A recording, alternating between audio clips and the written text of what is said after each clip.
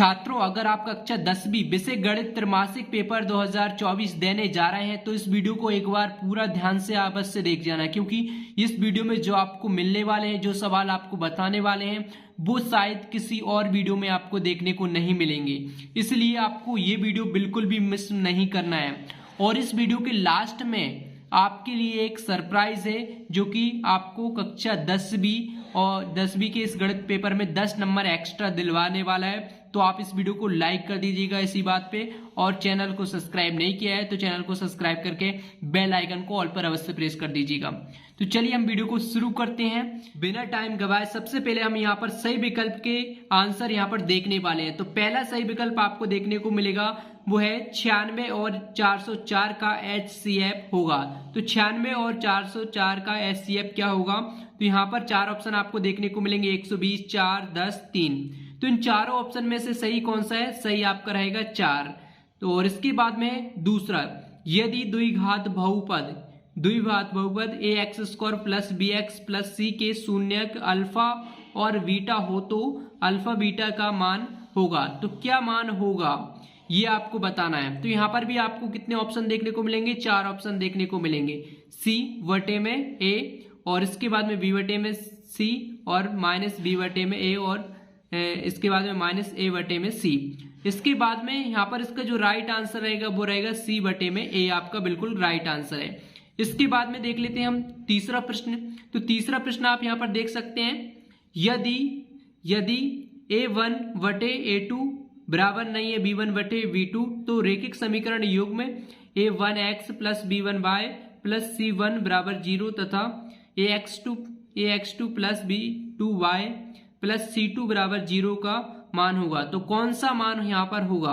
एक अद्वितीय हल होगा, या फिर कोई हल नहीं होगा, अनंत अनेक हल होंगे, या फिर इनमें से कोई नहीं होगा।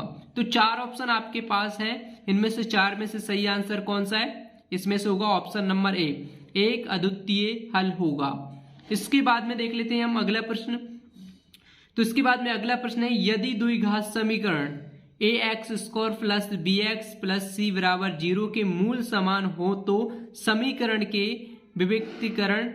विभक्तिकर का मान होगा। तो क्या मान यहाँ पर होगा? आपके पास 4 ऑप्शन देखने को मिलेंगे, 0, 1, 2, 3। तो यहाँ पर इसका राइट आंसर है ऑप्शन नंबर ए, आपका बिल्कुल सही है, 0। इसके बाद में चलते हैं हम 5वें प्रश्न की तरफ। तो जो 5वां प्रश्न आप देख पा रहे हैं यहाँ पर है AP और -3 -1 बटे 2 और 2 का 11वां पद ज्ञात करना है। तो इसमें 11वां पद कौन सा होगा? यहाँ पर 4 ऑप्शन आपको देखने को मिलेंगे। यहाँ पर आप देख सकते हैं 28, 22, -38 और -48, सही 1 बटे 2। तो यहाँ पर इसका राइट आंसर कौन सा है? इसका राइट आंसर है वो है 22।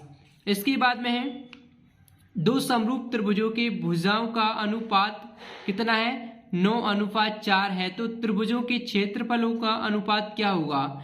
तो छात्रों ये इसके भी आपको 4 ऑप्शन देखने को मिलेंगे, 2:3 और 4:9 और 81:16 और 16:81।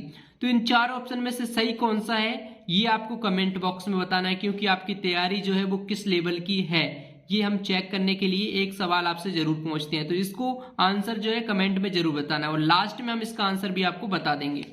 तो चलिए हम इसके बाद में अगला प्रश्न देख लेते हैं।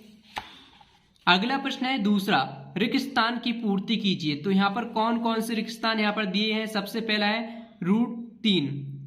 यहाँ पर 3√2 एक संख्या है। तो 3√2 एक संख्या है, कौन सी संख्या है? यहाँ पर 2 ऑप्शन आपके पास दिए गए हैं, परिमेय संख्या है या फिर अपरिमेय संख्या है। तो यहाँ पर इसका राइट आंसर है, इसमें क्या भरना है? अपरिमेय आपको भरना है। इसके बाद में घात वाले बहुपद हैं, घात एक वाले बहुपद हैं, बहुपद कहलाते हैं। तो यहाँ पर इसमें ये प्रश्न है, घात एक वाले बहुपद कहलाते हैं। कौन से बहुपद कहलाते हैं? यहाँ पर आपके पास 2 ऑप्शन है, रैखिक या द्विघात। तो यहाँ पर रैखिक बहुपद कहलाते हैं, तो इसमें आपको भरना है रैखिक। इसके बाद में तीसरा है समीकरण x - 2y बराबर k में यदि x बराबर 2 और कॉमा y बराबर -1 हो तो k का मान होगा। तो k का मान यहाँ पर क्या होगा? ये आपको इसको निकालना है। इसके बाद में यहाँ पर दो ऑप्शन आपके पास है, -4 और 4 प्लस के। तो यहाँ पर इसमें से सही आंसर कौन सा होगा? इसमें से सही आंसर होगा प्लस का 4, यहाँ पर ये वाला सेकंड वाला। इसके बाद में चौथा प्रश्न देख लेते हैं। चौथा प्रश्न है रैखिक बहुपद ax प्लस बी का शून्यक है। तो रैखिक बहुपद ax प्लस बी का शून्यक है, कौन सा है? तो यहाँ पर भी आपके पास दो ऑप्शन देखने को मिलेंगे, -b/a और इसके बाद में b/a। तो यहाँ पर इसका सही आंसर होगा -b/a, आपको इसमें भरना है। इसके बाद में पांचवा, यदि a b c समांतर श्रेणी में है तो b को a और c को कहते हैं। तो क्या कहते हैं?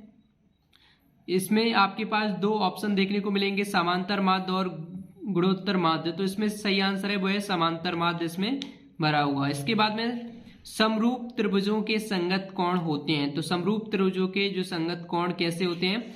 असमान होते हैं या फिर बराबर होते हैं। तो इसमें आपको क्या भरना है? इसमें आपको भरना है बराबर। इसके बाद में चलते हैं हम अगले प्रश्न की तरफ। तो अगला जो प्रश्न है वो है प्रश्न क्रमांक 3, सही जोड़ियां मिलाइए। तो यहाँ पर आपको क्या करना है? सही जोड़ियों को मिलान करना है। तो यहाँ पर आप देख सकते हैं सही जोड़ियां किस प्रकार से आपको मिलाना है। तो सबसे पहली सही जोड़ी है 9 और 27 का HCF है।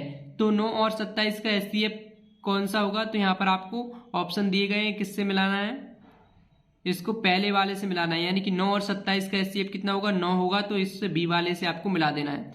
अब त्रिघात बहुपद की घात कितनी होती है? 3 होती है। तो हमें 3 देखना है, इसमें कहाँ पर है? यहाँ पर आप देख सकते हैं डी वाले से इसको मिला देना है। इसके बाद में है x + 2y + 3 = 0 में यदि x = 0 तो y बराबर क्या होगा? तो यहाँ पर ये आपको बताना है। तीसरे का आंसर यहाँ पर किससे मिलाना है? तीसरे को मिलाना है -3/2, -3/2, इससे आपको मिला देना है तीसरे वाले को। इसके बाद में द्विघात समीकरण ax² + x + 1 = 0 का विविक्तर का कौन सा होगा? तो यहाँ पर चौथे वाले का आंसर क्या होगा? चौथे वाले का यहाँ पर होगा -3 वाले से आपको इसको मिला देना है। समांतर श्रेणी। इसके बाद में पांचवा कौन सा है? समांतर श्रेणी का nवां पद। तो यहाँ पर nवां पद कौन सा है? तो nवां पद जो है पांचवे वाले को आपको मिलाना होगा, किससे? यहाँ पर g वाले से। an = a+ और पोस्टक में n-1 और पोस्टक क्लोज और d, तो इससे आपको मिला देना है। इसके बाद में छठवा है सभी समबाहु त्रिभुज होते हैं। तो कैसे होते हैं सभी समबाहु त्रिभुज? समरूप होते हैं। कैसे होते हैं? समरूप। तो इससे आपको h वाले से मिला देना है। तो इस प्रकार से आपको कंप्लीट कर लेने। 6 नंबर के आपके रहने वाले हैं ये सही विकल्प, 6 नंबर के रिक्त स्थान रहेंगे और यहाँ पर 6 नंबर के आपको ये देखने को मिलेंगे। अब चलते हैं हम अगले प्रश्न की तरफ। तो अगला प्रश्न भी हम देख लेते हैं। अगला प्रश्न है चौथा। यहाँ पर आप देख सकते हैं चौथे प्रश्न में आपको क्या करना है? एक शब्द वाक्य में उत्तर दीजिए। तो एक शब्द और एक वाक्य में आपको उत्तर। तो ये सभी प्रश्नों के आंसर हमने लिख कर रखे हैं, तो आपको कैसे लिखने ये लास्ट में बताएंगे, लेकिन हम सबसे पहले सत्य और असत्य को सॉल्व कर लेते हैं।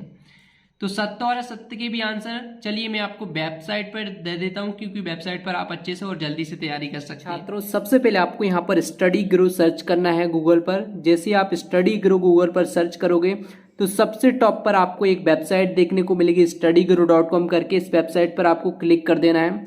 जैसे ही आप इस वेबसाइट पर क्लिक करके आओगे तो यहाँ पर कुछ इस प्रकार से इंटरफेस आपको देखने को मिलेगा। तो यहाँ पर आपको नीचे स्क्रॉल करते जाना है, बहुत सारा स्टडी मटेरियल आपको देखने को मिलेगा। तो यहाँ पर आप देख सकते हैं कक्षा 10वीं गणित त्रैमासिक पेपर के संबंध में एक आर्टिकल सॉल्यूशन को संबंध में आर्टिकल दिया हुआ है। तो आप चाहो तो इस पर क्लिक कर सकते हैं। अगर आपको ये आर्टिकल यहाँ पर नहीं मिलता है तो आपको नीचे स्क्रॉल करना है। तो नीचे स्क्रॉल करोगे तो आपको मिल जाएगा। तो हमें यहाँ पर ऊपर मिल गया है, तो हम इस पर क्लिक कर लेते हैं। जैसे इस पर क्लिक करेंगे इसके बाद में यहाँ पर ये पूरा आर्टिकल ओपन हो जाएगा। यहाँ पर आप देख सकते हैं जैसे आप इस आर्टिकल पर आओगे तो यहाँ पर आपको सभी क्वेश्चन आपको देखने को मिलेंगे। इन सभी क्वेश्चन की यहाँ से आप अच्छे से तैयारी कर सकते हैं और साथ में आपको आंसर देखने को मिल जाएंगे।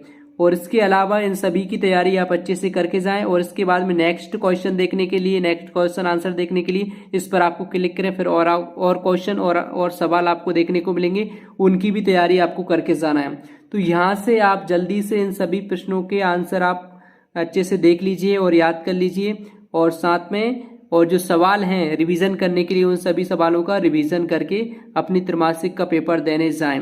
तो छात्रों ये इसमें जो क्वेश्चन है वो इम्पोर्टेंट क्वेश्चन है, प्रीवियस क्वेश्चन पेपर के, मॉडल क्वेश्चन पेपर को हमारे एक्सपीरियंस के अनुसार ये सभी क्वेश्चन पेपर जो है वो डिजाइन किया गया है, जिससे कि आपके अधिक से अधिक नंबर का आपको पेपर में देखने को मिले।